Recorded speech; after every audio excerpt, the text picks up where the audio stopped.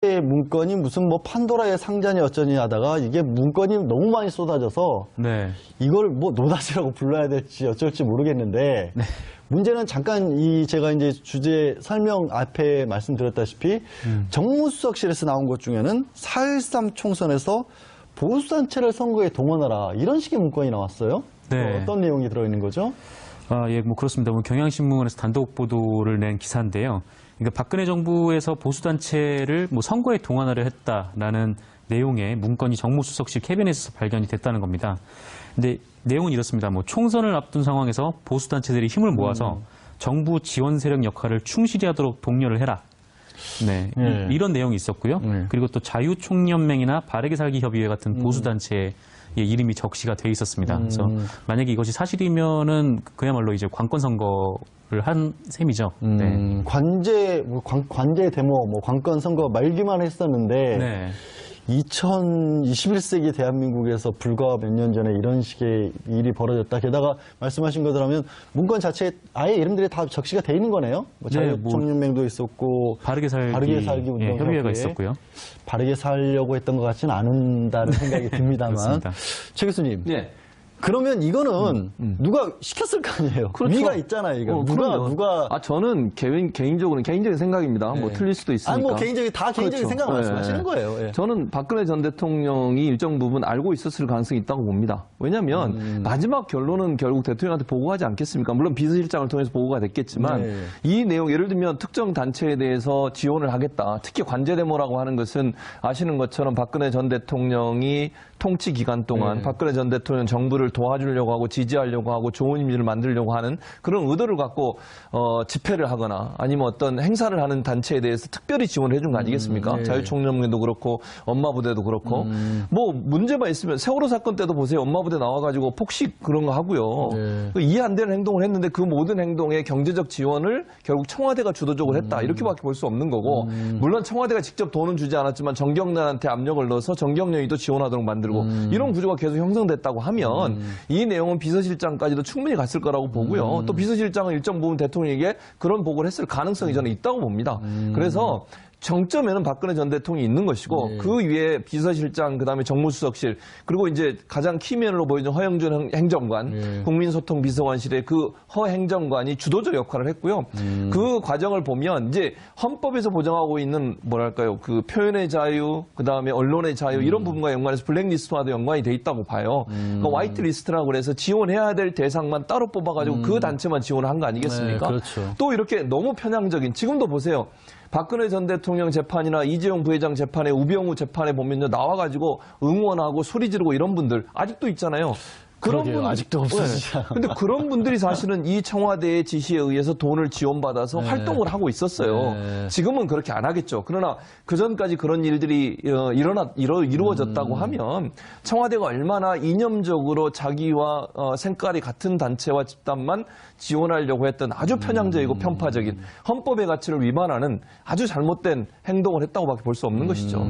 지금 이제 최진봉 교수님은 박 전 대통령도 어느 정도 알고 있었을 저는 알고 있었다고 봅니다. 또 중간에 이제 그때 비서실장은 국정원장이었던 이병기 전 비서실장이 있었고 현규안 정무수석이 있었던 그랬었죠. 당시의 문건이기 때문에 아마 그런 분들까지 다 연관이 됐을 거라고 얘기를 하시고 있고 지금도 어쩌는지는 모르겠지만 백 변호사 지금 사실은 그런 일들이 이른바 윗선에서 행동대장을 했던 사람이 얘기가 잠깐 나왔던 허현준 청와대 이름이 참 국민소통 비서관이에요. 하필 이렇게 근데 소통을 굉장히 특별한 분들하고만 했어요. 특정 국민들하고만 소통을 한 거죠. 어떻게 소통을 한 거예요, 지금? 그러니까 이제 어버이연합이나 엄마부대 등을 동원해서 관제데모를 했다는 의혹으로 좀 검찰 조사를 받고 있습니다. 그렇죠. 예. 근데 지금 일단 그게 의혹 단계였는데 그 의혹 때문에 이제 검찰 조사를 받고 있는데 거의 이런 의혹이 사실이라고 확인해 줄 만한 문건이 나온 거죠. 지금 말씀하셨던 것처럼.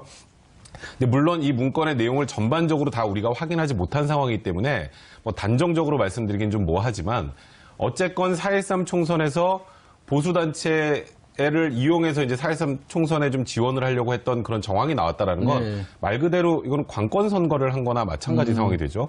이게 만약에 그 당시에 밝혀졌다고 한번 가정을 해보죠. 이거 누가 책임지죠? 그거 누가 법적으로 뭐 그렇기 때문에 아무나 이 얘기를 시작할 수 없는 거예요. 그래서 그냥 정무수석실에서 그냥 우리가 자발적으로 판단해서 결정할 수 있는 내용이 아닙니다. 지금 최진봉 교수님 말씀하셨던 것처럼 이 최윗선에서 지시가 있거나 최윗선의 동의가 없이 이걸 진행을 한다는 거 나중에 문제되면 어떡하려고요. 아니, 그럼 백 변호사, 지금 말씀을 하셨으니까 나중에 솔직히 사실 이렇게 수사를 해보다가 누군가를 이 보수단체를 동원해서 누군가 특정 의원을 예를 들어서 당선을 시켰다라는 것까지 혹시 나온다면 그건 어떻게 해야 돼요? 뭐 그 당선이 됐다는 걸 지금 되돌릴 수 있는 방법은 없지만 그 윗선의 지시가 어디까지인지 아마 수사가 진행될 겁니다. 왜냐하면 지금 이 청와대에서 나온 문건들을 이제 검찰 특수일부에 지금 배당을 했단 말이에요. 특수일부에서 이게 작성자가 누구고 작성 경위가 어떻고 하는 것만 파악하기 위해서 특수일부에 이 문건을 넘겼다라는 거는 그거는 완전 넌센스고요. 지금 검사도 특수일부에서 8명으로 충원을 했어요. 8명이면 특수부 2개 분량입니다. 그러니까 굉장히 많은 검사가 투입됐다는 건 이 문건으로 새로 수사해야 될 게 굉장히 많다는 걸 단정적으로 보여주는 거예요. 지금 내용도 만약에 관권 선거 이렇게 보수단체 지원을 해서 선거에 이용을 했다면 이건 전형적인 직권남용죄잖아요. 그럼 이 직권남용죄가 어느 선까지 올라갈지를 이제 봐야 되는데 만에 하나 뭐 지금 우리가 단정적으로 말하기 힘들지만 박근혜 전 대통령이 지시를 했거나 동의했다는 것까지 확인이 된다면 지금 박 전 대통령이 계속 재판 과정에서 좀 소위 말하는 지연책을 쓴다라는 의심을 많이 받고 있죠. 발가락이 아파서 못 나온다 뭐 이러면서 허리가 아프고 뭐 이러면서 계속 원래 지병이 많으시니까. 그러니까 약간 근데 이제 그게 지연책을 쓰는 것처럼 인식이 좀 되고 있잖아요. 만약에 그런 의도라면 그 의도를 물거품으로 만들 내용이 될 가능성이 분명히 있어요. 왜냐하면 구속영장을 재청구하는 데 또다시 추가로 띄울 만한 내용들이 들어있을 가능성이 있기 때문에 그러니까 박 전 대통령 입장에서 굉장히 부담스러운 문건들이 좀 나오고 있다 이렇게 혹시라도 지금 백 변호사 얘기는 이제 구속기간이 만료가 박 전 대통령이 구속기간 만료 이후에는 불구속 상태에서 재판을 받고 싶어서 계속해서 지연 전략을 쓰는 것처럼 보이는데 이 문건들 때문에 직권남용이라도 추가 기소가 되면 그게 소용이 없어진다. 그렇죠. 그런 그럼 다시 또 6개월이 구속기간이 늘어날 수 있으니까요. 야, 지금 백 변호사가 어마어마한 얘기를 한 셈인데 최 교수님. 이게 박근혜 정권에서 돈을 줄 때도 그냥 주진 않았더라고요. 그러니까요. 보수 단체들끼리 이른바 시험도 봐가면서 돈을 줬다면서요. 또 그러니까 평가를 한 거죠. 예를 들면 얼마나 집회를 많이 하고 얼마나 열심히 했냐. 그러니까 박근혜 정부를 보호하고 옹이하기 위해서 얼마나 열정적으로 뛰었냐를 경쟁을 평가해서 시켰다면 그렇죠. 경쟁을. 그래가지고 돈 지원금이 달라지는 거예요. 그러면 결국 보수단체들 같은 경우에는 어떻게든지 정부에 좋게 보일 수밖에 없고 그러려면 더 적극적으로 자극적으로 공격을 할 수밖에 없는 거죠. 예를 들면 뭐 세월호에 그 광화문에 텐트 쳐놓고 있는 분을 공격한다거나 아주 날선 비판을 한다거나 빨갱이라고 하는 색깔론을 제시한다거나 이런 방법을 통해서 진보적 성향의 단체들이나 진보적 성향의 뭐 야당이든 아니면 어떤 단체들이든 공격을 무차별적으로 하는 거죠. 그럼 결국 충성 경쟁을 하면 할수록 어떻게 되겠습니까? 더 많은 색깔론이 나올 수밖에 없는 것이고요. 어떻게든 그렇죠. 그렇게 돼서 더 많은 돈을 받아내기 위해서라도 보수 단체들은 경쟁적으로 더 자극적인 발언이나 자극적인 행동을 할 수밖에 없는 결국 이 모든 우리가 이해할 수 없는 행동들이 많았잖아요. 엄마 부대든 어버이 연합이든 그런 행동들을 지금 돌아서 보니까 이 자료들을 놓고 본다고 하면 결국 그 뒤에 정부가 그걸 부추기고 정부가 그걸 적극적으로 지원하고 정부가 그거를 더 확대 재생산하도록 만들었다고밖에 볼 수 없는 거 아니겠습니까? 이거는요 국정농단과 함께 우리 사회를 전 국민의 대통령이라고 뽑아놨더니 결국 자기만 좋아하는 사람들을 위해서 일했던 박근혜 전 대통령이 아주 잘못된 정치 통치 행위라고밖에 볼 수 없는 것이죠. 100% 통합이 결국에는 본인의 뜻에 맞는 100% 통합이었다는 그런 건데 이 와중에 정 기자님 이제 정무수석 정책조정수석실이었나요? 그때 기획비서관실에서 발견된 거 아까 한 3시쯤에 청와대 박수현 수석 대변인이 그 문건 500사건의 제목 일부하고 일부 내용을 공개를 했습니다. 발표를 했는데 어떤 내용들이 주로 들어가 있었다고 오늘 발표 내용이 뭐였죠? 일단 박수현 대변인이 발표한 내용은 일단 뭐 첫 번째는 이건데 그러니까 일단 보수 단체들에 대한 그 기금 지원이 들어갔다는 거예요. 그러니까 특정한 이념의 확산을 계속 이제 유지를 했다는 거죠. 그러니까 구체적으로 보면 뭐냐면 뭐 청년과 해외 보수 세력을 뭐 육성을 하라. 그다음에 국정 환경 진단 및 운영 기조라는 문건이 있는데 여기서는 보수 농객 육성의 프로그램을 만들어 가지고 활성화를 시키라. 이런 식으로 이제 이데올로그를 만들어서 이렇게 전파를 하겠다는 거죠. 그리고 2015년 7월 비서실장 주재 수석 비서관 회의 결과 문건이라는 것도 있는데 여기서는 신생 청년 보수 단체들에 대한 뭐 관련 기금 지원을 적극 검토하라. 이런 내용이 있다고 합니다. 그리고 또 삼성물산 합병안에 대한 뭐 국민연금 의결권 관련된 내용도 있고요. 그다음에 뭐 서울시 관련된 내용도 있고, 정말 뭐 여러 가지 내용이 있습니다.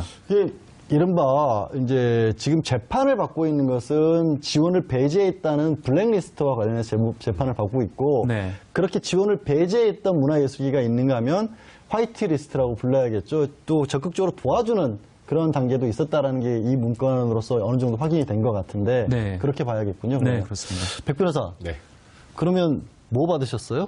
네? 뭐 받으셨어요? 뭘 받았나요, 아니 제가? 보수 농객 지원책이 제가 있었다고 보수 하니까. 농객인가요? 아니 혹시 뭐 궁금해. 진보인지 중도인지 보수인지 전 잘 모르겠습니다만 궁금해서 혹시 받으신 게 있나 싶어서. 저는 없네요. 없어요? 네, 저는 없네요. 그러니까 저는 보수로 보지 않았었나 봐요. 그러니까 그런가요? 제가 그럼 이게 지금 받았으면 어떻게 되는 거예요, 이게? 뭐 받았으면 문제될 건 없죠. 사실 법적으로는 정부가 잘못한 건 잘못했지만 근데 받았다고 해도 정부가 어떻게 되냐고. 정부요? 정부 뭐냐고요? 정부가 잘못한 게 뭐냐고요? 정부가 잘못한 거는 이거는 도의적으로 비난받을 문제죠. 정치적으로 문제가 될 부분이고요. 사실 저희가 공무원이 아니기 때문에 뭐 뇌물죄 대상도 아니고 뭐 김영란법 대상도 아니고 그럼 준 사람도 역시 처벌 안 받죠. 저희가 무슨 사업을 하면서 뭐 배임수재죄나 배임수증죄도 아니고 뭐 유리하게 말아달라는 취지로 뭔가를 받았다고 해도 어찌 보면 이게 법의 사각지대라고 해야 될까요? 그렇게 생각이 드는데 그러니까 이게 언론의 영향력이라는 게 굉장히 크잖아요. 네. 그죠? 그리고 예를 들어서 뭐 그 당시에 저도 많이 출연했던 것 같은데 그 세월호 그 유가족들이 김현 의원과 함께 뭐 그 대리기사 폭행했던 사건들도 굉장히 많이 부각하라는 취재 내용도 저번에 그 자료에 좀 포함이 됐던 것처럼 그렇게 하다 보면 세월호 유가족들을 바라보는 국민들의 시선이 차가워질 수밖에 없겠죠. 이제 그런 방향으로 좀 언론을 이용했다라는 건데 그거는 정책적으로 굉장히 비난받아 마땅한 것 같고요. 근데 이번에 이제 아까 정책조정수석실이죠. 지금 국정상황실인데 여기서 나온 504건 말고 이제 국가안보실에서 나온 건 오늘 발표 안 했어요. 그건 이제 그건 일요일 날 한대요. 일요일 날 한다는데. 또 정리를 한답니까? 네, 또 정리를 해서 좀 분류해서 한다는데 일요일 날 나올 거는 지금 어느 정도 예고가 된 게 사드. 그다음에 한일 위안부 협상 관련된 문제들이 들어있을 거로 좀 추정이 되는데 사드 관련해서도 불투명성이 굉장히 많았다는 것 때문에 좀 비난을 많이 받았는데 그것도 이번에 만약에 확인이 된다면 굉장히 좀 폭발력이 큰 자료가 될 것 같고요. 사실 오늘 발표된 것 중에 저는 가장 충격적이었던 게 이 보수농객 육성 프로그램 활성화 이런 거보다 삼성물산과 제일모직의 합병 과정에서 정부가 지원한 것처럼 보이지 않게 하라라는 그런 내용의 문건이 있다고 하거든요. 예. 이거는 증거능력이 부여돼서 증거로 제출이 되면 사실상 이번에 국정농단 사건 삼성과 관련된 뇌물죄 재판은 끝이라고 봐도 무방하지 않을까라는 생각이 들 정도의 그렇게까지? 파괴력이 있는 일단 제목만 봤을 때는 그런 내용이라는 생각이 좀 듭니다.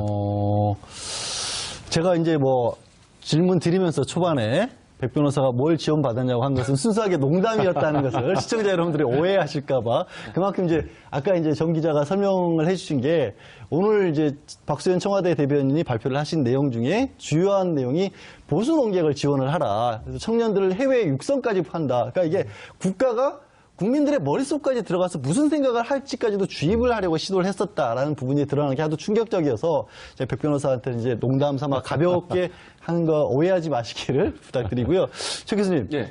그래서 그럴까요? 이런 게 이게 보수 단체 사람들 이런 내용들 이런 것들이 다 나오고 있고 또 이제 과거의 정권들의 문제점들이 자꾸 불거지게 되면 이게 지금 이제 뭐 보수 야권이라는 표현이 좀 새로운 표현이 나오게 되는데 과거에 뭐 새누리당 시절에 이렇게 박 정권과 가까이 있었던 분들 입장에서는 자신들까지도 이게 연결이 될 수도 있다라는 위기의식이 들어서일까요? 이게 자꾸 공개를 반대하고 있어요. 그러니까요. 그런 생각이 있겠죠, 아무래도. 당연하죠. 왜냐하면 이제 박근혜 전 정권, 그러니까 박근혜 정부에서 연관이 있었던 사람들이 이 발표와 함께 여러 가지 직접적인 연관도 될 수 있고 또 하나는 정치적 타격을 받을 수밖에 없어요. 그러니까 친박이라고 분류되는 박근혜 전 정부에서 뭔가 자리도 한 자리 하고 그 옆에서 열심히 도와주면서 이 혜택을 누렸던 사람들 입장에서는 직접적 연관뿐만 아니라 아까도 말씀드린 정치적인 부담을 안을 수밖에 없어요. 국민들이 얼마나 화가 나겠습니까? 네. 이런 짓을 한 정부 밑에서 열심히 충성하고 거기서 뭔가 자기 이익을 취득했던 사람들이 국회의원 하고 있고 주요 관료를 하고 있다고 하면 그 사람들에 대해서 분노가 얼마나 커지겠습니까? 지방선거 앞두고 있고 나중에 총선까지 연결돼서 정치적 부담이 클 수밖에 없으니까 죽길 살기로 지금 이걸 막으려고 하는 거죠. 그런데 국민의 관점에서 얼마나 이게 한심하겠습니까? 진실이 밝혀지는 게 중요한 거 아니에요? 자기들 예전에 2012년에 그 NLL 대화로 그건 사건 생각나지 않습니까? 그때는 그거 얘기하면서 전혀 문제 없다고 그렇게 밝혀가지고 대선에 영향 미치려고 하고 그랬던 적 있었지 않습니까?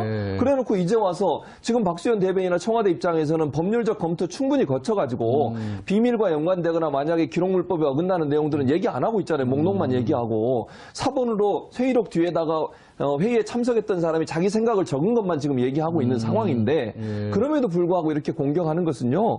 뭐 진실을 밝히지 않겠다고 하는 생각밖에 안 돼요. 그냥 예전에 잘못했던 거 덮고 가자. 이런 사고방식을 갖고 일하는 분들이 어떻게 국회의원을 하시는지 저는 이해가 안 돼요. 국민들의 관점에서는 이 국정농단의 사태에 어떤 게 진실인지를 알고 싶어 하고 정말 그 국가기록물법에 어긋나지 않는 범위라면 최대한 공개하도록 하는 게 저는 원칙이라고 보고요. 국가기록물법의 원래 취지가 뭡니까? 공개하는 게 취지입니다. 거기에 대해서 비밀과 관련이 있거나 아니면 정말 국가의 안보와 보안과 관련된 부분만 감추자고 하는 것이 보여주지 않자고 하는 것이 기본적인 취지인데 지금은 아무거나도 얘기하는 것 자체에 대해서 지금 문제를 삼고 있기 때문에 저는 바람직한 태도는 아니라고 봅니다. 이거는 이제 백 변호사가 할 얘기가 좀 있을 것 같아요. 어차피 법률적인 검토가 들어가 있는 데고 또 지금 이제 최 교수님께서는 그 왜 자유한국당에서 그렇게 나오는지도 설명을 이제 본인의 의견을 밝혀주셨지만 어쨌거나 자유한국당에서는 그냥 정치적인 데서 그치지 않고 고발까지 했습니다. 박수현 대변인을. 네, 문건 공개 위반이라고. 어떻게 보세요? 어떻게 될 것 같습니까? 이 상황 전개가. 결론을 말씀드리면 정치적 불안감의 표현. 정치적 이런 불안감의 생각이 표현? 듭니다. 사실 뭐 변호사님이시니까 잘 아시겠지만 법적으로 문제될 거 거의 없거든요. 왜냐하면 지금 공무상 비밀 아니, 누설 제가 하는 게 중요한 게 아니라 네. 시청자분들이 알고, 아셔야 그래서 지금 돼요. 말씀드리려고요. 이제 공무상 비밀 누설죄하고 그다음에 대통령기록관리법 위반 두 가지 가지고 이제 고발을 했는데 공무상 비밀이라고 볼 수 있는 지금 자료는 아닙니다. 그리고 유심히 살펴보시면 박수현 대변인이 내용을 쭉 읊어주는 게 아니라 제목만 얘기하잖아요. 이게 안에 내용까지 전부 공개를 하게 되면 진짜 대통령기록물관리법 위반이나 공무상 비밀누설죄에 해당할 소지가 있기 때문에 청와대에서도 민정수석실에서 처음 나온 자료를 7월 3일 날 나왔음에도 불구하고 11일간의 법률 검토를 거쳐서 그러니까 과거에 NLL 대화로 그 사건 관련해서도 결국 그 대통령기록물관리법 위반이라고 인정이 안 됐죠.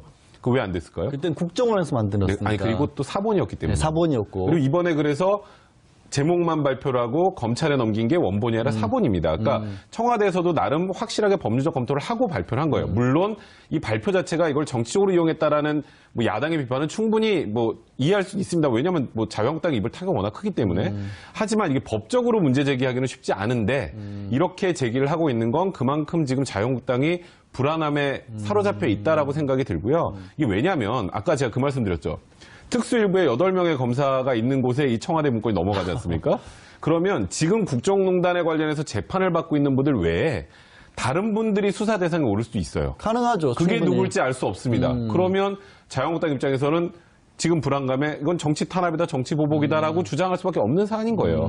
그러다 보니 일단 선제적으로 이건 형사적으로 문제 있으니까 우리 고발합니다라고 하면서 청와대를 조금 이 속도를 늦추게 만들어 보려는 하나의 정치적 뭐 셈법이라고 봐야 될까요? 그렇게밖에 보이지 않습니다.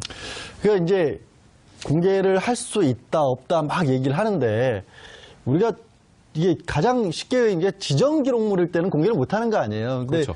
지정 기록물이 아니라는 게 청와대에 남아 있다는 것만으로도 이미 지정 기록물이 아니다. 네. 그런 얘기가 나오면서 그러면 황교안 권한대행이 다 막았어야 되는 게 아니냐.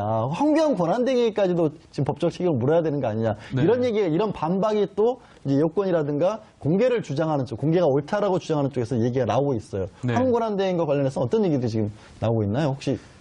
네, 뭐 그렇죠. 이렇게 황교안 권한대행이 이게 뭐 대통령 기록물이 3가지 종류가 있잖아요. 뭐 네. 일반 기록물이 있고 이건 뭐 아무나 열람할 수 있는 거고 그다음에 뭐 비밀 기록물이 있는데 이거는 뭐 대통령이나 아니면 장관, 그러니까 비취 인가권이 있는 사람들만 열어볼 수 있는 거고 네, 마지막에 지정 기록물인데 이 지정 기록물이 어떤 것들이 있는지 리스트를 짜놓은 것도 지정을 목록도 해놔서 예. 네. 그러니까 목록을 볼 수 없는 상황에서 어떤 게 지정 기록물이고 어떤 게 일반 기록물이고 그거를 좀 알 수 없는 상황이잖아요. 그래서 오히려 대통령 기록물 관리법 위반이라고 하면 황교안 총리를 수사해야 되는 거 아니냐. 황교안 권한대행이? 네, 권한대행을. 뭐 그런 이제 뭐 네티즌들의 의견들이 있죠. 그런데도 어쨌거나 이런 논의가 있다는 것 자체가 이제 이거는 뭐 최 교수님 아까는 이제 강력하게 이게 옳지 않다라는 걸 말씀하셨지만 그럼에도 불구하고 이제 반대로는 여전히 나와요. 특히 NLL과 관련해서 저도 NLL 대화로 공개됐을 때 정말 이게 어떻게 이런 일이 자꾸만 공개가 돼야 되냐. 왜 대통령이 청와대가 중요한 국정 수행을 했던 것들이 일일이 다 까발려지게 되면, 낱낱이 밝혀지게 되면 어느 정권이 일을 할 수 있겠느냐라는 측면에서 저도 그때는 막았었거든요. 그러니까 저보고도 이제 그때 제가 막아야 된다라고 주장했던 걸 아시는 분들은 너 그때는 막아야 된다고 했고 왜 지금 공개하는 걸 찬성하느냐. 이런 반론도 나오고 있어요. 그렇죠. 그러니까 지금 양 변호사님 말씀하신 것처럼 이게 국가 간의 어떤 문제잖아요. 사실 NLL 사건은 NLL 같은 경우에는 남한과 우리나라, 그러니까 남한과 북한 간의 대화 내용이기 때문에 이건 참 중요한 문제죠. 또 국가와 국가 간의 어떤 대화 내용이나 그 정상급이 나누는 대화 내용이 밝혀져 이거는 좀 문제가 있다고 봐요. 왜냐하면 그거는 이제 정상끼리 만나서 국가 간에 필요한 부분들을 논의한 내용이니까 그것까지 밝혀지는 것은 상당히 부담감이 있다고 생각하는데 이제 박근혜 전 대통령과 관련해서 이런 자료들, 청와대에서 나온 자료들을 보면 대체적으로 국정농단과 관련된 내용들이에요. 지금 박수현 대변인의 발표 내용을 보면요. 이게 밝혀져서 국가의 큰 무슨 보안이나 안보에 문제가 되거나 국가가 다른 나라와의 관계 속에서 무슨 치명적인 피해를 입거나 아니면 국가 관계가 틀어질 수 있는 그런 내용은 제가 볼 때 없어요. 지금 목록으로 쭉 나온 걸 지금 오늘도 우리가 얘기하고 있지 않습니까? 그렇죠. 그 목록들을 보면 대체적으로 범법행위와 가깝고요. 제가 볼 때는 저 대통령이 제대로 국정을 수행하지 못했다는 걸 증명해내는 내용들이 많아요. 이런 내용들이 밝혀진다고 해서 그게 무슨 국가 안보가 중요한 문제가 있고 국가 기밀과 연관이 있는 부분이 아니라고 보기 때문에 이거는 국민의 알 권리 차원에서 공개해도 된다고 저는 생각을 합니다. 다만 그것도 박수현 대변인이 그럼에도 불구하고 조심스럽게 얘기를 하잖아요. 왜냐하면 목록만 얘기하고 구체적인 얘기를 하지 않는 이유는 법률적 검토를 검찰이나 법원을 통해서 받아보겠다는 겁니다. 그래서 거기서 판단해서 공개해도 된다고 판단되는 걸 공개하도록 하겠다는 것이고 그래서 저는 내용의 그 목록들만 얘기한다고 보고요. 아주 조심스럽게 저는 접근하는 방법이라고 저는 생각을 해요. 만약에 이게 어떤 내용이다까지 다 밝혔으면 분명히 이보다 훨씬 더 큰 반발이 있었을 겁니다. 그러나 청와대에서는 그걸 조심스럽게 접근한다고 보고 저는 기본적으로 아까도 말씀드렸지만 대통령이 국정을 수행하는 과정에 있어서 우리의 안보나 아니면 외교 관계에 치명적인 영향을 미칠 수 있는 내용이 아니고 정말 대통령이 제대로 직무를 수행하지 못하고 개인의 어떤 이익을 위해서 사적인 방법으로 국가 통치 권력을 이용했다고 하면 그 부분은 밝혀내야 된다고 생각해요. 그건 범죄 행위 아니겠습니까? 그렇죠. 그런 부분까지도 다 감춰주기 위해서 국가기록물 관리법이 있는 건 아니라고 저는 생각하기 때문에 밝혀도 무방하다고 생각합니다. 참 그럼에도 불구하고 왜 제가 자꾸 이런 거를 이제 거듭해서 여쭤보냐면 최근이라 몇 년 동안에 뭐 문건 내용 같은 게 나올 때마다 이게 이상하게 흐름이 바뀌어가지고 내용은 어디 가버리고 없고 이걸 공개한 것 자체를 가지고 뭐 문건 유출이 국기문란이다 뭐 이런 식으로 계속 틀어졌단 말이에요. 그렇죠. 백 변호사 혹시 이번에는 물론 이제 당시에는 뭐 집권 여당이 아니었기 때문에 그렇겠지만 어쨌든 혹시라도 뭐 여론의 향방이라든가 법적이라든가 이런 쪽으로 문건 유출, 공개 쪽으로 이게 좀 이상하게 방향이 틀어질 수 있는 그런 여지는 별로 없을까요? 저는 이번에는 여지는 거의 없다고 생각을 해요. 그건 힘이 있는 쪽에서 공개 쪽으로 초점을 맞추면 이제 그럼 공개 쪽으로 가는 겁니다. 가이드라인이 제시가 되니까. 생각해 보시면 정은혜 문건 파동 때도 그 문건 내용의 지위가 중요한 거였는데 그 문건을 유출한 게 국기문란회가 됐잖아요. 그렇죠. 분명히 그걸 또 박근혜 전 대통령이 찌라시라고 표현까지 했는데 그렇지. 찌라시를 유출한 게 국기문란회가 되면서 그 내용도 그냥 자연스레 거짓인 것처럼 하면서 묻혀졌고요. 그리고 지금 그 과정을 쭉 보면 지금 자유한국당 입장에서 계속 또 야권에서의 주장을 하고 있는 건 물론 법률적으로 문제 제기를 할 수는 분명히 있습니다. 네. 이 자체가 지정기록물이 아니라는 게 이제 우리가 얘기를 하는 건 아니 그 지정기록물은 다 국가기록원으로 갔잖아. 이게 이제 첫 번째 논 건데 다른 게 갔을 수도 있죠. 이제 뭐 내용 자체가 이게 원본인지 정확하게 확인을 좀 해봐야 되니까. 그러니까 이것도 지정해야 될 거였는지 여부에 대한 판단이 좀 남아있는데 그걸 섣불리 공개한 게 아니냐라는 법률적인 문제 제기는 가능하지만 지금 이번에는 내용 자체가 조금 전에도 말씀하셨던 것처럼 국가 안보나 아니면 외교상의 비밀이나 이게 공개가 됐을 때 국민들에게 굉장히 큰 부담이 지워지는 내용들이 아니라 소위 말하면 지금 재판을 받고 있는 국정농단 사건 관련된 증거입니다. 그 증거를 공개하지 못한다고 하면 그게 대통령기록관리법이라는 걸 제정한 입법 취지가 맞나요? 이제 그런 것까지 고려하게 되면 결국은 지금 국민 여론들도 그렇고 아마도 이번에는 공개 여부와 관련해서 문제 제기는 되겠지만 공개한 거에 대한 문제 제기보다는 결국 이 문건의 내용 그리고 이 문건의 내용이 지금 재판에 어떻게 적용이 될지 그리고 이 문건의 내용을 가지고 추가로 또 누군가가 관련돼서 조사를 받고 수사를 받을지, 예를 들어서 우병우 전 민정수석도 이것과 관련해서 다시 조사를 받아서 또 처벌을 받을 수 있을지 이쪽으로 관심사가 가 있는 상황이기 때문에 지금은 쉽지 않을 것 같습니다. 그 자꾸 백 변호사가 자꾸 저한테 질문을 자꾸 하시는데 말씀하시는 중간에 그러니까 이게 왜 이것들을 논의의 어떤 공개냐 내용이냐를 정리하는 측면에서 아까 저한테 질문하신 거 있잖아요. 대통령 기록물에 그 대통령 기록물 관리에 관한 법률의 입법 취지가 아니지 않습니까? 입법 취지가 뭔지를 시청자분께 설명을 좀 했어요. 대통령 기록물의 입법 취지가 뭐길래 우리가 이거를 공개하는 것이 맞다라고 지금 변호사로서 주장을 했는지. 그러니까 이제 대통령 기록물이라는 것 자체가 이제 청와대에서 생성된 자료라고 보면 되죠. 아주 간단하게 말하면.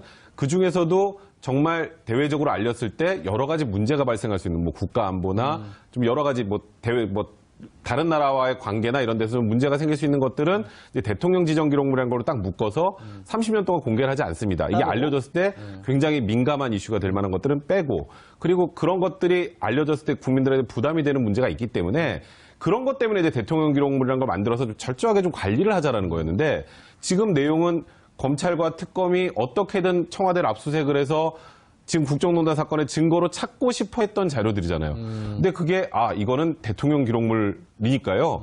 공개하면 안 됩니다라고 하면 범죄를 덮는 거잖아요.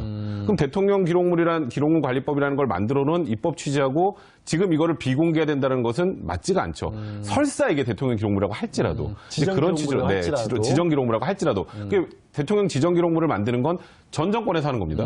전 정권에서 예를 들어서 범죄를 은폐하기 위해서 지정 기록물을 만들었는데 그게 은폐하게 해서 만들었는데 대통령 지정 기록물이라는 이유로 전혀 공개를 하지 못한다?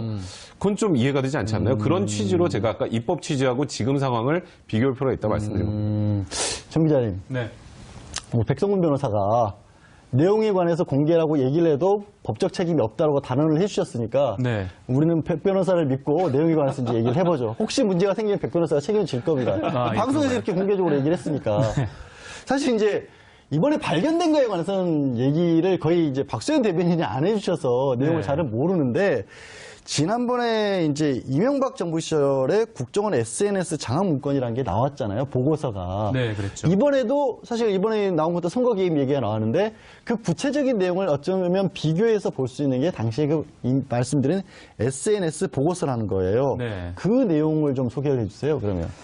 예, 그 세계일보가 한번 공개를 한 이후에 계속적으로 지속적으로 보도를 하고 있는데요. 그러니까 한마디로 뭐 이런 겁니다. 지난 2011년 그 11.6 재보궐선거에서 박원순 서울시장이 당선이 된 이후에 그때 이제 국가정보원에서 그 선거를 이제 분석을 하면서 SNS를 뭐 일종의 이제 진보나 아니면 청년층에서 많이 이제 이용을 하고 있으니까 그거를 뭐 보수 진영에서 유리하도록 여론 지형을 바꾸자. 그러니까 앞으로? 사실상의 여론 조작을 공모를 한 거죠. 그래서 뭐 SNS에서 뭐 내년 총선 대비 입지자들의 뭐 학교나 뭐 지역 그런 커뮤니티를 뭐 강화를 하라.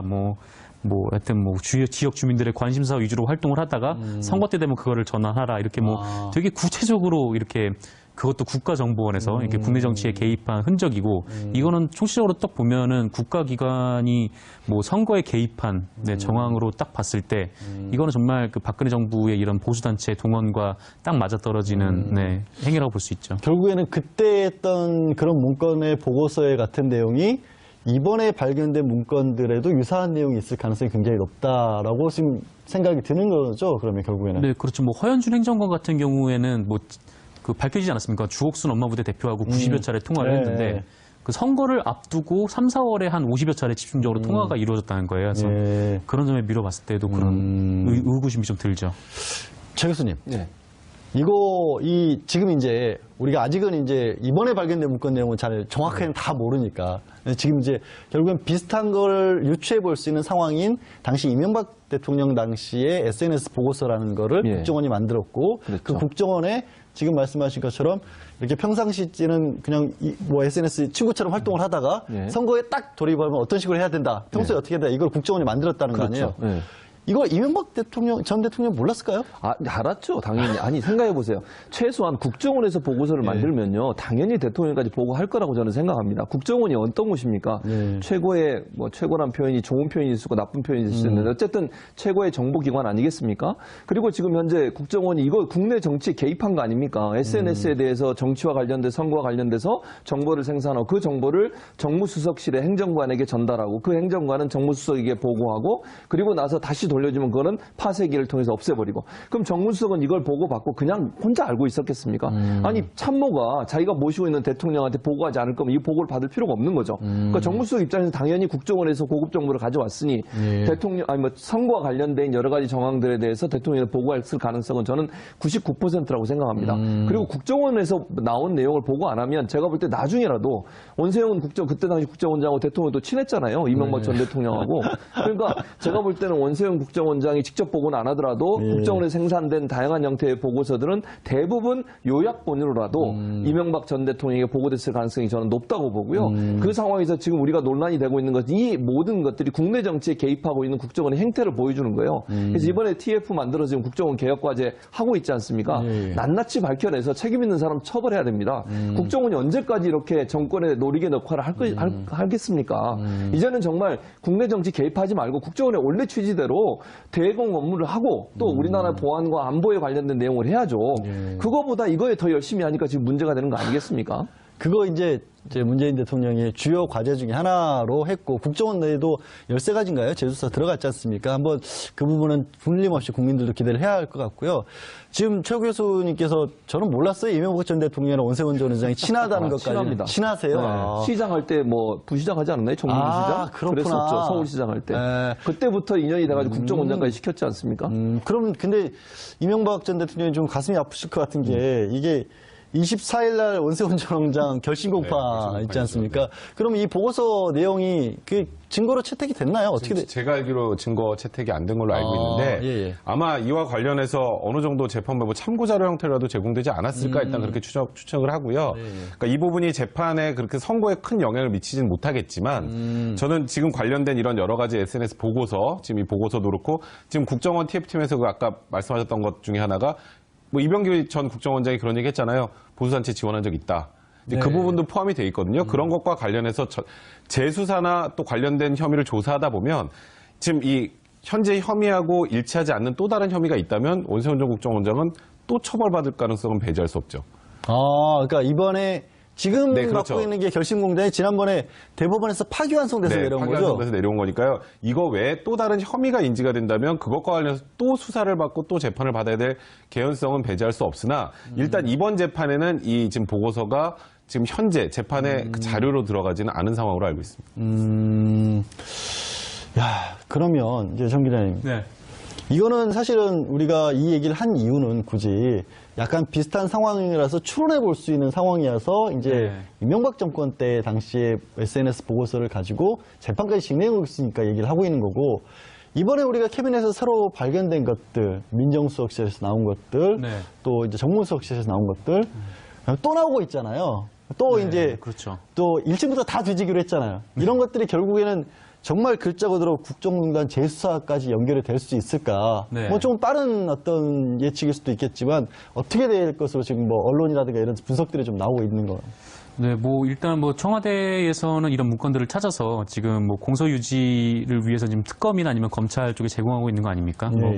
국정농단 사건에 대해서 핵심 증거들, 삼성과의 이런 연결고리라든지, 또 국민연금, 아까 말씀하셨던 그 부분이라든지, 좀 그런 부분들이 있기 때문에 공소유지에 도움이 될 걸로 보이고, 그거 외에도 이런 이렇게 보수단체들을 동원했다든지, 아니면 서울시장 관련된 내용이 있다든지, 하여튼 이런 것들은 추가적인 범죄 혐의가 있기 때문에, 지금 말 그대로 이게 그 수사가 어디까지 확장이 될지는 지금으로서는 아무도 알 수 없는, 다만, 폭발력이 굉장히 큰 어떤 폭탄은 될 수 있다. 네, 충분히. 엄청난 사정중국이 이루어지지 않을까. 사정중국. 그렇게 걱정이 8명을 되고요. 늘렸다는 것 자체가 힌트예요. 저는 지금 현재 공소유지만을 위해서 특수일부가 8명을 충원하지는 않았다고 생각합니다. 알겠습니다. 오늘 백 변호사가 문건의 내용에 관해서 자유롭게 얘기를 해도 됐다는 것을 하나를 보장을 해줬고 또 특수일부가 8명의 검사가 충원이 됐기 때문에 엄청난 사정정국이 일어날 것을 또 예언을 해주셨습니다. 오늘 말씀 세 분의 말씀 여기까지 듣겠습니다. 고맙습니다.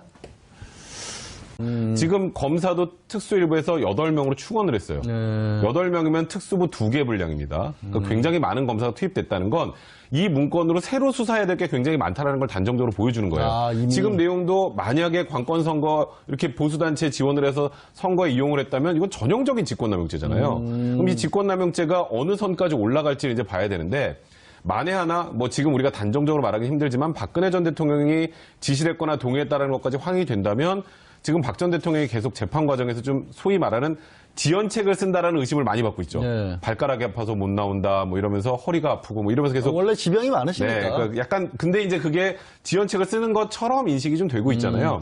만약에 그런 의도라면 그 의도를 물거품으로 만들 내용이 될 가능성이 분명히 있어요. 그런 것까지. 왜냐하면 구속영장을 재청구하는 데 또다시 추가로 띄울 만한 내용들이 들어있을 가능성이 있기 때문에 그러니까 박 전 대통령 입장에서 굉장히 부담스러운 문건들이 좀 나오고 있다 이렇게 말씀드려야 될 혹시라도 것 지금 같습니다. 백 변호사 얘기는 이제 구속기간이 만료가 박 전 대통령이 10월 구속기간 16일이죠. 만료 이후에는 불구속에서 재판을 받고 네. 싶어서 계속해서 지연 전략을 쓰는 것처럼 보이는데 이 문건들 때문에 직권남용이라도 추가 기소가 되면 네. 그게 소용이 없어진다. 그렇죠. 그런 그럼 다시 말씀을 또 6개월이 이제 구속기간이 확보가 늘어날 수 되니까. 있으니까요. 지금 백 변호사가 어마어마한 얘기를 한 셈인데 최 교수님 네. 이게 박근혜 정권에서 돈을 줄 때도 그냥 주진 않았더라고요. 그러니까요. 보수 단체들끼리 이른바 시험도 봐가면서 돈을 줬다면서요. 또 그러니까 평가를 한 거죠. 예를 들면 얼마나 집회를 많이 하고 얼마나 열심히 했냐. 그러니까 예. 박근혜 정부를 보호하고 옹이하기 위해서 얼마나 열정적으로 뛰었냐를 경쟁을 평가해서 시켰다며, 그렇죠. 경쟁을. 그래가지고 돈 지원금이 달라지는 거예요. 그러면 결국 보수단체들 같은 경우에는 어떻게든지 정부에 좋게 보일 수밖에 없고 그러려면 네. 더 적극적으로 자극적으로 공격을 할 수밖에 없는 거죠. 그런 의도를 갖고 집회를 하거나 아니면 어떤 행사를 하는 단체에 대해서 특별히 지원을 해준 거 아니겠습니까? 네. 자유총연맹도 그렇고 엄마부대도 그렇고 뭐 문제만 있으면 세월호 사건 때도 보세요. 엄마부대 나와가지고 폭식 그런 거 하고요. 네. 그 이해 안 되는 행동을 했는데 그 모든 행동에 경제적 지원을 결국 청와대가 주도적으로 했다. 이렇게밖에 볼 수 없는 거고 물론 청와대가 직접 돈은 주지 않았지만 정경련한테 압력을 넣어서 정경련이 또 지원하도록 만들고 이런 구조가 계속 형성됐다고 하면 이 내용은 비서실장까지도 충분히 갔을 거라고 보고요. 또 비서실장은 일정 부분 대통령에게 그런 보고를 했을 가능성이 저는 있다고 봅니다. 그래서 정점에는 박근혜 전 대통령이 있는 것이고 그 위에 비서실장 그다음에 정무수석실 그리고 이제 가장 키맨으로 보이는 허영준 행정관 국민소통비서관실의 그 허 행정관이 주도적 역할을 했고요. 그 과정을 보면 이제 헌법에서 보장하고 있는 뭐랄까요 그 표현의 자유 그다음에 언론의 자유 이런 부분과 연관해서 블랙리스트와도 연관이 돼 있다고 봐요. 그러니까 화이트리스트라고 그래서 지원해야 될 대상만 따로 뽑아가지고 그 단체만 지원을 한 거 아니겠습니까? 네, 그렇죠. 또 이렇게 너무 편향적인 지금도 보세요. 박근혜 전 대통령 재판이나 이재용 부회장 재판에 우병우 재판에 보면요 나와가지고 응원하고 소리 지르고 이런 분들 아직도 있잖아요. 그런 그러게요. 아직도 없어지지 않았나. 근데 그런 분들이 사실은 이 청와대의 지시에 의해서 돈을 지원받아서 활동을 하고 있었어요. 네. 지금은 그렇게 안 하겠죠. 그러나 그 전까지 그런 일들이 이루어졌다고 하면 청와대가 얼마나 이념적으로 자기와 생각이 같은 단체와 집단만 지원하려고 했던 아주 편향적이고 편파적인 헌법의 가치를 위반하는 아주 잘못된 행동을 했다고밖에 볼 수 없는 것이죠. 지금 이제 최진봉 교수님은 박 전 대통령도 어느 정도 알고 있었을 저는 알고 것이라고 있었다고 보고, 봅니다. 또 중간에 이제 그때 비서실장은 국정원장에 있었던 이병기 전 비서실장이 있었고 현규안 정무수석이 네, 있었던 그랬었죠. 당시의 문건이기 때문에 아마 그런 분들까지 다 연관이 됐을 거라고 얘기를 하시고 있고 지금도 어쩌는지는 모르겠지만 백 변호사 지금 사실은 그런 일들이 이른바 윗선에서 행동대장을 했던 사람이 얘기가 잠깐 나왔던 허현준 네. 청와대 이름이 참 국민소통 비서관이에요. 하필 이렇게 소통을 근데 소통을 굉장히 특별한 분들하고만 했어요. 특정 국민들하고만 소통을 한 어떻게 거죠. 소통을 한 거예요, 지금? 그러니까 이제 어버이연합이나 엄마부대 등을 동원해서 관제대모를 했다는 의혹으로 좀 검찰 조사를 받고 있습니다. 그렇죠, 예. 근데 지금 일단 그게 의혹 단계였는데 그 의혹 때문에 이제 검찰 조사를 받고 있는데 거의 이런 의혹이 사실이라고 확인해 줄 만한 문건이 나온 거죠. 지금 말씀하셨던 것처럼. 근데 물론 이 문건의 내용을 전반적으로 다 우리가 확인하지 못한 상황이기 때문에 뭐 단정적으로 말씀드리긴 좀 뭐하지만 어쨌건 4.13 총선에서 보수단체를 이용해서 이제 4.13 총선에 좀 지원을 하려고 했던 그런 정황이 나왔다라는 건 말 그대로 이건 관권 선거를 한 거나 마찬가지 상황이 되죠. 이게 만약에 그 당시에 밝혀졌다고 한번 가정을 해보죠. 이거 누가 책임지죠? 그거 누가 법적으로 뭐 그렇기 때문에 아무나 이 얘기를 시작할 수 없는 거예요. 그래서 그냥 정무수석실에서 그냥 우리가 자발적으로 판단해서 결정할 수 있는 내용이 아닙니다. 지금 최진봉 교수님 말씀하셨던 것처럼 이 최윗선에서 지시가 있거나 최윗선의 동의가 없이 이걸 진행을 한다는 거 나중에 문제되면 어떡하려고요. 아니 그럼 백 변호사 지금 말씀하셨으니까 나중에 솔직히 사실 이렇게 수사를 해보다가 누군가를 이 보수단체를 동원해서 누군가 특정 의원을 예를 들어서 당선을 시켰다라는 것까지 혹시 나온다면 그분 어떻게 해야 돼요? 뭐 그 당선이 됐다는 걸 지금 되돌릴 수 있는 방법은 없지만 그 윗선의 지시가 어디까지인지 아마 수사가 진행될 겁니다. 왜냐하면 지금 이 청와대에서 나온 문건들을 이제 검찰 특수 일부에 지금 배당을 했단 말이에요. 특수 일부에서 이게 작성자가 누구고 작성 경위가 어떻고 하는 것만 파악하기 위해서 특수일부에 이 문건을 넘겼다라는 거는 그거는 완전 넌센스고요. 예를 들면 뭐 세월호에 그 광화문에 텐트 쳐놓고 있는 분을 공격한다거나 아주 날선 비판을 한다거나 빨갱이라고 하는 색깔론을 제시한다거나 이런 방법을 통해서 진보적 성향의 단체들이나 진보적 성향의 뭐 야당이든 아니면 어떤 단체들이든 공격을 무차별적으로 하는 거죠. 그럼 결국 충성 경쟁을 하면 할수록 어떻게 되겠습니까? 더 많은 색깔론이 나올 수밖에 없는 것이고요. 어떻게든 그렇죠. 그렇게 돼서 더 많은 돈을 받아내기 위해서 라도 보수 단체들은 경쟁적으로 더 자극적인 발언이나 자극적인 행동을 할 수밖에 없는 결국 이 모든 우리가 이해할 수 없는 행동들이 많았잖아요. 엄마부대든 어버이 연합이든 그런 행동들을 지금 돌아서 보니까 이 자료들을 놓고 본다고 하면 결국 그 뒤에 정부가 그걸 부추기고 정부가 그걸 적극적으로 지원하고 정부가 그걸 더 확대 재생산하도록 만들었다고밖에 볼 수 없는 거 아니겠습니까?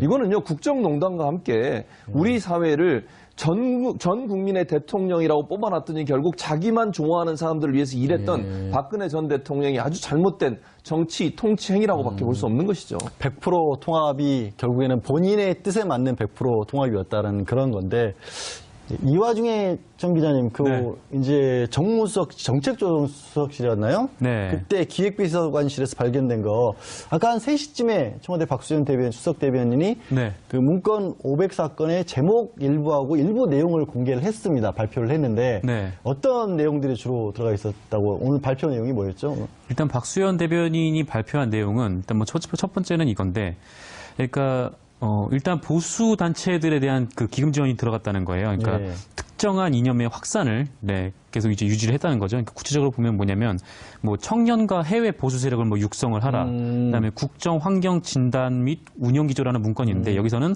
보수 논객 육성의 프로그램을 문건이 무슨 뭐 판도라의 상자니 어쩌니 하다가 이게 문건이 너무 많이 쏟아져서 이걸 뭐 노다지라고 불러야 될지 어쩔지 모르겠는데 문제는 잠깐 제가 이제 주제 설명 앞에 말씀드렸다시피 정무수석실에서 나온 것 중에는 4.13 총선에서 보수단체를 선거에 동원하라 이런 식의 문건이 나왔어요. 어떤 내용이 들어있는 거죠? 뭐 그렇습니다. 뭐 경향신문에서 단독 보도를 낸 기사인데요. 그러니까 박근혜 정부에서 보수단체를 뭐 선거에 동원하려 했다라는 내용의 문건이 정무수석실 캐비넷에서 발견이 됐다는 겁니다. 근데 내용은 이렇습니다. 뭐 총선을 앞둔 상황에서 보수단체들이 힘을 모아서 정부 지원 세력 역할을 충실히 하도록 독려를 해라.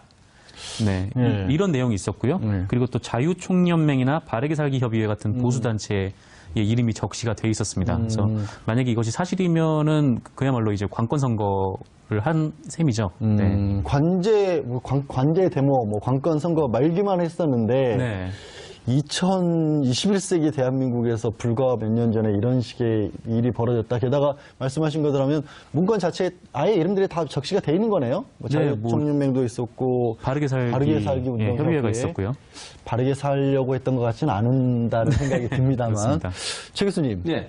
그러면 이거는 누가 시켰을 거 아니에요. 그렇죠. 위가 있잖아요, 이거. 그럼요. 누가. 저는 개인적인 생각입니다. 뭐 틀릴 수도 있으니까. 아니, 뭐 개인적인 생각 말씀하시는 거예요. 예. 저는 박근혜 전 대통령이 일정 부분 알고 있었을 가능성이 있다고 봅니다. 왜냐하면 마지막 결론은 결국 대통령한테 보고하지 않겠습니까? 물론 비서실장을 통해서 보고가 됐겠지만 네. 이 내용 예를 들면 특정 단체에 대해서 지원을 하겠다. 특히 관제대모라고 하는 것은 아시는 것처럼 박근혜 전 대통령이 통치 기간 동안 박근혜 전 대통령 정부를 도와주려고 하고 지지하려고 하고 좋은 이미지를 만들려고 하는